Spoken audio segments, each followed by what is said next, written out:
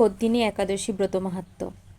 স্মার্তগণ পুরুষোত্তম মাস বা অধিমাসকে মলমাস বলে এই মাসে সমস্ত শুভকার্য পরিত্যাগ করে থাকেন, কিন্তু ভগবান শ্রীকৃষ্ণ এই মাসকে পারমার্থিক মঙ্গলের জন্য অন্য সকল মাস থেকে সর্বশ্রেষ্ঠ বলে নির্ণয় করেছেন। তিনি নিজের নামানুসারে এই মাসের নাম পুরুষোত্তম মাস রেখেছেন। যুধিষ্ঠির বললেন, হে জনার্দন, আমি বহু ধর্ম ও ব্রতের কথা শুনেছি। এখন পুরুষোত্তম মাসের সর্বপাপ বিনাশিনী ও পুণ্যদায়িনী শুক্লপক্ষিয়া পদ্মিনী একাদশীর কথা আমার কাছে বর্ণনা করুন, যা শ্রবণ করলে পরম পদ প্রাপ্ত হওয়া যায়। ভগবান শ্রীকৃষ্ণ বললেন, দশমীর দিন থেকেই ব্রতের শুরু হয়। কাঁসার পাত্রে ভোজন, মসুর, ছোলা, শাক এবং অপরের অন্ন ও আমিষ দশমীর দিন বর্জন করতে হয়। পরের দিন প্রাতঃকৃত্যের পর সুগন্ধি ধূপ, দীপ, চন্দনাদি দিয়ে ভগবানের পূজা করতে হয়। রাত্রিতে জাগ্রত থেকে ভগবানের নাম গুণ কীর্তন করতে হয়। এখন এই ব্রতের একটি ইতিহাস আপনার মনোরঞ্জনের জন্য বলছি। পূর্বে পুলস্ত্য মুনি দেবর্ষি নারদকে এই ইতিহাস বর্ণনা করেছিলেন। একসময় রাজা কার্তবীর্য লঙ্কাপতি রাবণকে পরাজিত করে তাঁর কারাগারে বন্দী করে রাখে। পুলস্ত্য মুনি রাজার কাছে রাবণের মুক্তি প্রার্থনা করেন। মুনির আজ্ঞায় রাজা রাবণকে মুক্ত করে দেন। এই আশ্চর্যজনক কথা শুনে নারদ পুলস্ত্য মুনিকে জিজ্ঞাসা করেন, হে মুনিবর, ইন্দ্রসহ সকল দেবতা যেখানে রাবণের কাছে পরাজিত হয়েছিল, সেখানে কিভাবে কার্তবীর্য রাবণকে পরাজিত করল? কৃপা করে তা বলুন।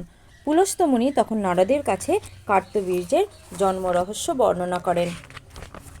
ত্রেতা যুগে হৈহয় বংশে কৃতবীর্য নামে এক রাজা ছিলেন। মহিষ্মতিপুরে তার রাজধানী ছিল।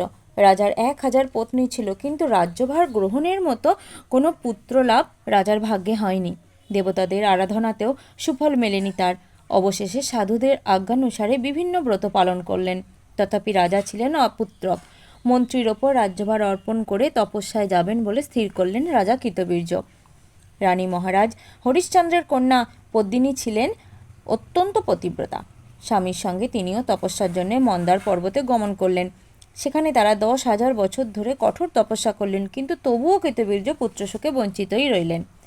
রানী পদ্মিনী মহাসাধ্বী অনুসূয়াকে জিজ্ঞাসা করলেন, হে সাধ্বী, পুত্র লাভের জন্য আমার স্বামী 10,000 বছর তপস্যা করেও বিফল হয়েছে। এখন যে ব্রত পালনে ভগবান প্রসন্ন হন, সেই অতিশ্রেষ্ঠ পুত্র লাভ হয়, এমন কোনো উপায় বিধান করুন। পদ্মিনীর প্রার্থনায় অনুসূয়া প্রসন্ন হয়ে বললেন, 32 মাস অন্তরে এক অধিমাস বা পুরুষোত্তম মাস আসে। এই মাসে পদ্মিনী ও পরমা 2 একাদশী। এই ব্রত পালন করলে পুত্রদাতা ভগবান শীঘ্রই প্রসন্ন হবেন। অনুসূয়ার নির্দেশে পদ্মিনী পরম শ্রদ্ধায় এই একাদশী ব্রত পালন করলেন। সেই ব্রতে সন্তুষ্ট হয়ে স্বয়ং ভগবান গরুর বাহনে আরোহণ করে পদ্মিনীর সম্মুখে উপস্থিত হলেন। ভগবান বললেন, হে ভদ্রে, আমি প্রসন্ন হয়েছি। পুরুষোত্তম মাসের সমান কোনো মাস আমার প্রিয় নয়। এই মাসের একাদশী আমার পরম প্রিয়। তুমি সেই ব্রত যথাযথ পালন করেছ, তাই আমি তোমার ইচ্ছানুরূপ বর প্রদান করব। ভগবানের স্তব করে রানী বললেন, হে ভগবান, আমার স্বামীকে আপনি বরদান করুন। ভগবান তখন রাজার কাছে এসে বললেন, হে রাজেন্দ্র, আপনার অভিলষিত বর প্রার্থনা করুন।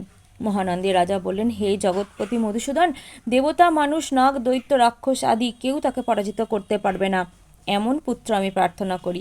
রাজার প্রার্থনা অনুসারে বরদান করে ভগবান অন্তর্হিত হলেন। রাজা পত্নী সহ নগরে ফিরে এলেন। যথাসময়ে রানী পদ্মিনীর গর্ভে মহাবলশালী এক পুত্রের জন্ম হয়। মহারাজ কৃতবীর্য পুত্রের নাম রাখলেন কার্তবীর্য। ত্রিলোকে তার সমান কোনো বীর ছিল না, তাই দশানন রাবণ যুদ্ধে তার কাছে পরাজিত হয়। শ্রীকৃষ্ণ বললেন, হে মহারাজ, এই ব্রত যিনি পালন করবেন, তিনি ভগবান শ্রীহরির শ্রীপাদপদ্মে অহৈতুকী ভক্তি লাভ করবেন। শ্রীকৃষ্ণের উপদেশে ধর্মরাজ সপরিবারে এই একাদশী ব্রত পালন করেন। যিনি এই ব্রত মাহাত্ম্য পাঠ শ্রবণ করেন, তিনি বহু পুণ্য লাভ করেন। হরে কৃষ্ণ কৃষ্ণ কৃষ্ণ হরে হরে, হরে রাম রাম রাম হরে হরে।